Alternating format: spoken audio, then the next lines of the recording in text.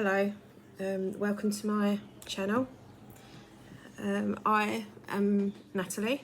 I'm a single mum of 10-year-old twins. I'm creating this channel to maybe help and advise other parents or single parents, anyone really, of how difficult it is daily to care for someone who is in my son's position. I have twin boys, Joshua and Nathan. They are almost 11, they'll be 11 in November. Nathan was totally fine until he was 2.5. He was a little bit slow motor skills wise than Joshua was, but when he was 2.5, he basically stopped talking and communicating properly. He was a lot more clumsier, doing a few odd things, flicking his finger and stuff like that. Lots more obviously, but it was very hard to get a diagnosis to begin with. I was very lucky because he was diagnosed at almost 3, so that was quite early, thanks to the preschool that he attended at the time, putting their help into it as well, their input. Nathan has been diagnosed a couple of years ago with now having regressive autism. So this is now obviously a bit of a shock because he's going to continue to deteriorate mentally. He still wears nappies. There's no chance that he will be able to get toilet trained or anything like that. He can feed himself, which is a help to a certain extent anyway. Gets in a mess, but whatever. It's tough. You never know what the day's going to bring. He could wake up in a great mood and then it could just turn on a penny. You could just literally say to him, "Oh, hi Nathan," and you just get a slap or a scratch or a bite or a kick, pull your hair, all different sort of things, just on a turn of a penny. I don't really know how any of us cope with it, but you just obviously literally have to. You have no choice. He is able to go to respite, which took a hell of a long time to try and beg them to take him there and accept, him, all the paperwork, everything else, but you can't keep quiet. You have to keep pushing and pushing and pushing. That's really mentally draining, but you have to do it. He goes there once a week. Obviously it was quite difficult during COVID and everything because obviously they just closed the whole place down, but it's now slowly getting back to normal, so he's able to go there once a week.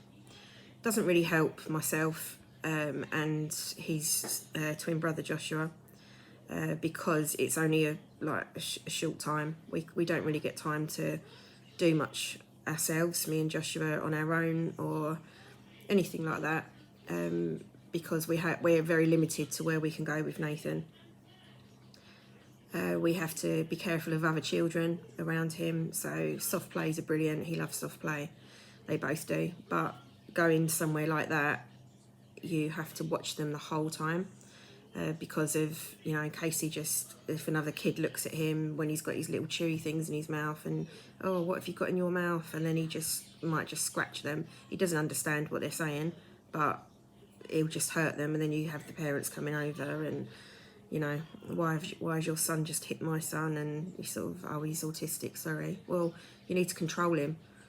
It's like, yeah, okay, I'll try and do that in the future, thank you, thanks for your advice. But people just don't really understand how difficult it is, and just to go somewhere simple like soft play or the park, or Nathan doesn't really go in for like the swings and roundabouts, things like that. He likes climbing, so we try to go to a specific park that's near us that's got a big climbing frame type thing, like a big house type thing. So we try and go there, but then they've got very small gates, that kids just leave open. Why wouldn't they? You know, they don't understand. So I have to just watch. I never sit down in the park. None of this is a pity story, I must add. You know, this is only being streamed, if you like, for awareness and just to reach out to other people if you ever need to talk. Or I'm going to try and do these as much as I can. I'm going to do them on like good days and bad days. At the moment, he's sitting over there watching Mr. Tumble, which he loves, but he doesn't sit still for long. He's up constantly, running around in the garden, out the garden, upstairs, downstairs, everywhere. I don't know, I just, you know, it's good for us all to talk about it. I haven't got a lot of confidence to be able to go to like autism support groups as such. I find this a little bit more easier to maybe do it on here, and then maybe just converse with other people. Maybe it just helps people if they can just see someone who's, you know, struggling as well, and know that it's all right. It's all right to say that you need help. It's all right to cry. You know, that's what I'll probably do occasionally on here, and I'm not ashamed to do that. It's an extremely difficult situation, and it's just going to get worse, and it's scary. You know, I'm very short. I'm 5'3", I think, but he's almost as tall as me now. They both are. So he's going to continue to get bigger, continue to get stronger. How am I going to change his nappy when he's like 12, 13? The thought of residential does come into my mind very, very reluctantly. No one wants to have children and, you know, put them into care, whatever you want to call it. I don't really think it will affect Nathan very much. It would just be obviously me and Joshua that it would affect a bit more. We would find it very difficult to begin with, obviously. We've three of us have lived together for, you know, 10, 11 years now, so that would be really hard. But I think as long as someone was feeding Nathan and changing him and letting him run around, I think he would be absolutely fine. But it's the guilt of it. You know, how are they going to understand that you've put them somewhere else and you don't want them at home? You know, that's not the case at all. I don't not want him here. I literally just can't cope with how big and strong he is anymore. And I'm not ashamed of that. It's difficult when you don't get huge support and stuff. You know, people are a bit scared of Nathan, understandably. It's hard to understand that they are, because he can be just, you know, a lot of the time just such a loving, caring little boy who just wants to cuddle everyone and, you know, be affectionate and everything else. But he, like I said, can just turn on a penny. We went to visit my dad.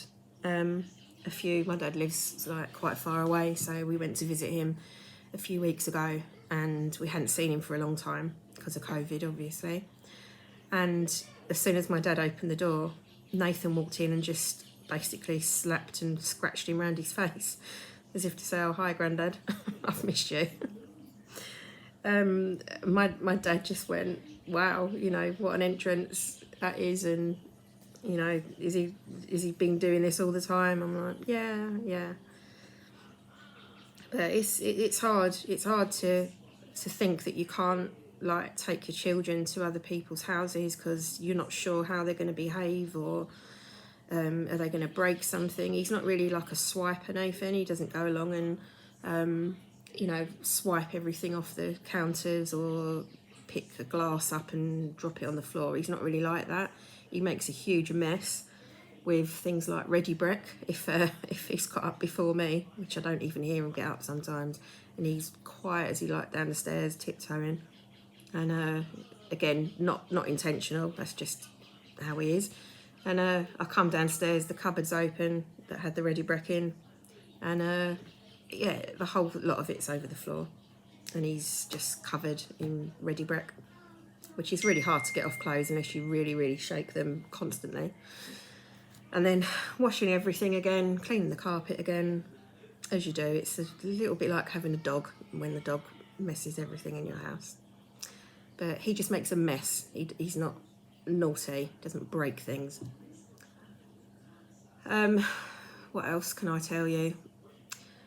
Joshua is quite scared of Nathan, which is really heartbreaking to see. You know, that's his twin brother. He tells me often, I really miss my brother, Mum, because they were obviously quite the same when they were up to like almost 3 years old, and sort of playing together and, you know, helping each other, walking and getting on the sofas and, you know, things like that, rolling the balls to each other, whatever. And he just doesn't really do anything like that now. He might jump on the trampoline with Joshua occasionally, but that's for like 10 seconds and then he's off again.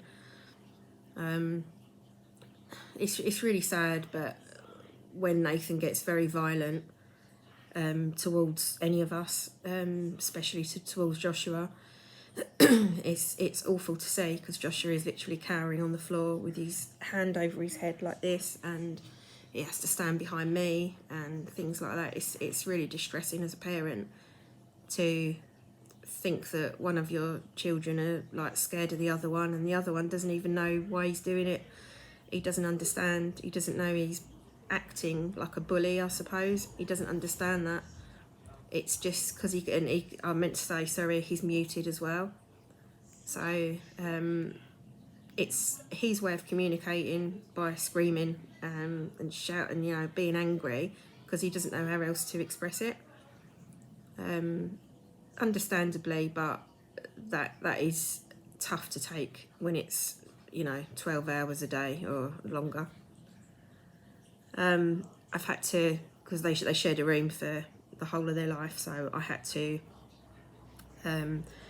change the rooms around, and the big room now is for Joshua on his own, and Nathan has the little box room, because he never goes, you know, doesn't play games in his room or anything like that. He just sleeps in it. So but Joshua's now had to have a lock put on the inside of his door for his own safety, because when Nathan is in that type of a mood, then he's just capable of anything.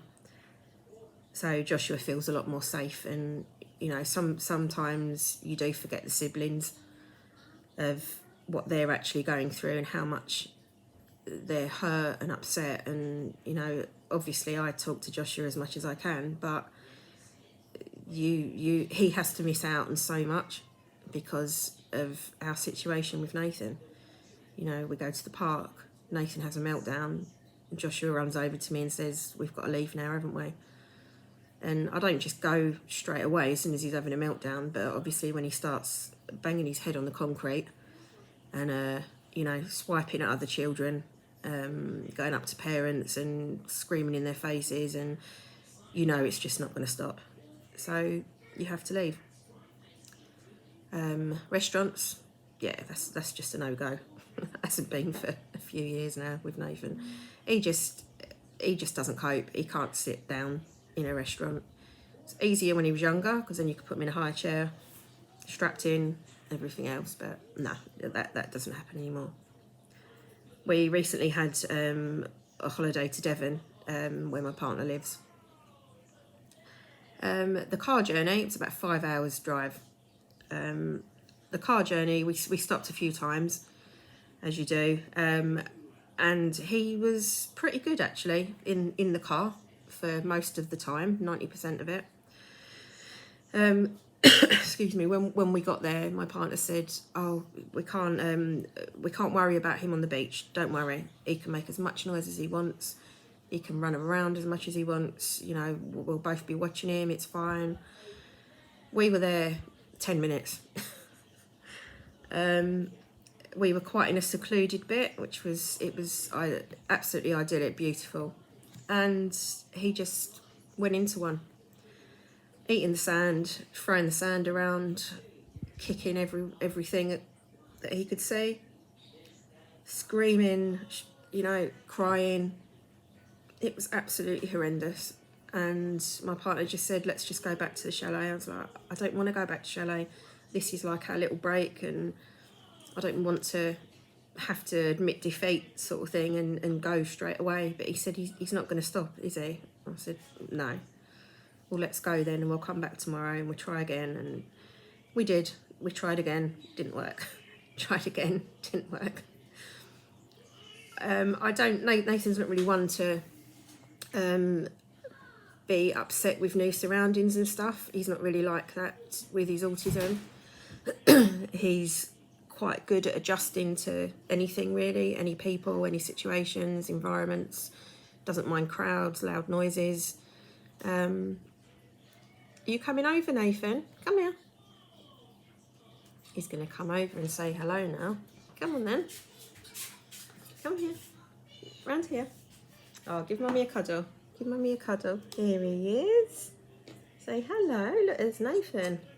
Nathan and Mummy. Yeah, Nathan and Mummy. Oh, he's going on the trampoline now. I won't rub it on too much. My partner tells me constantly that I talk far too much, but that's fine because I can on here, because then people can pause me or not watch it. You know, you got a choice then. If there's anything, you know, advice I can give is just like, don't give up. Record everything, every single thing. When they're having a meltdown, try and put your phone or camera somewhere that obviously it's not really obvious in their face. You know, just try and put the camera to the side and just let it keep rolling, and just take 5 minutes worth of a video just to, I don't know, just for yourself, to show family members, to show friends, whatever. You know, this is 5 minutes of what my day's been like, sort of thing. And again, it's not a pity thing, it's just to raise more awareness of it and just say today's been a really shit day. Because you, again, like I said, you can admit that, and you can, it's all right to have a shit day, and it's all right to say to people that it's been really bad.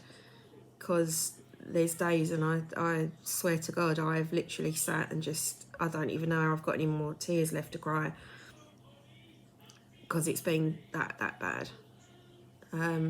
6 weeks holidays coming up, which is, you know, a lot of people have that as as a nightmare with their children generally. But trying to amuse Nathan during that time is that's going to be a challenge, because it is each year. Or each holiday, come to think of that. I'm very grateful that I have a garden with the trampoline in it, because he does love that. Yeah, just don't give up. Keep asking for help from social workers, you know, your local councils, anywhere. There's a very, very great charity called the Family Fund. We've been sort of like a member of them for about 5 years now. And your child has to receive DLA, Disability Living Allowance, to be able to qualify to get a grant from this place. And you basically just fill in your information. You can request things that you would like. They are able to cater for anything, basically. If it's sensory toys, it can be, you know, I had a washer dryer a couple of years ago, trampoline, a big dark den for Nathan that went in his little sensory corner. Anything really. We had a Butlins, a 5-day breakaway to Butlins last year, when COVID was not as bad, later on in the year, in the holidays.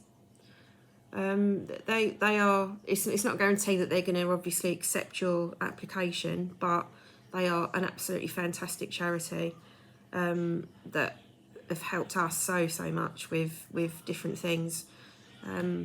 But they're worth looking into. Just type in the Family Fund on Google. If there's anything else that, you know, you would like to ask me or contact me about, by all means do so. I just want to, for myself really, just like a little diary thing, just to chat on here, either each day or once a week, or I don't really know when I'm going to do it now. But, you know, I would just like to other people to know as well that, you know, you're not on your own. You feel it a lot of the time, and does anyone understand, sort of thing. Well, yeah, I do. And I'm here if you'd like to discuss anything, ask anything. Maybe you've just had a diagnosis for your child and you don't know where to turn next and things like that. Or even if you're a bit more experienced, like I am, with children that are older, your children, then you know we can talk and cry, and I'll try and do a few lives as well. But we'll see how it goes. I'm not going to apologise for if I'm having a bad day to cry and things like that, but you know it's real, and different things are. I will actually put up some videos of meltdowns of Nathan. He has seizures as well, which is obviously quite hard to witness as well, but you have to, and you don't know how strong you are until that's the only choice that you've got, is to stay strong and keep going. Thank you for listening. I hope it was a little bit helpful, and I will post on the next video soon. Take care, bye.